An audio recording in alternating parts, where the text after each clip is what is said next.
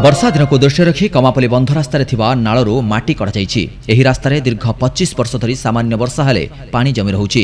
वर्तमान सुधा ही समस्यार समाधान नहीं निगम कर्तृपक्ष कौन स्थायी पदक्षेप ग्रहण करना।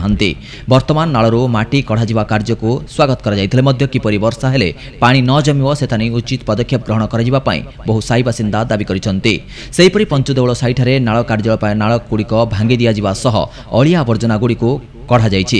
वर्तमान जमी रहिथिबा अलिया आवर्जना को उठा जाई नाही। फଳରେ ସେହି ବାସିନ୍ଦା नाना असुविधार सम्मुखीन हेबा सह वर्षा हेले यातायात समस्या देखा जाउथुवा अभियोग होइछि। तेणु तुरंत निगम कर्तृपक्ष जमी रहिथिबा अलिया आवर्जना को उठाइबा सह नाल निर्माण कार्य शेष करिबा पई दाबी होइछि।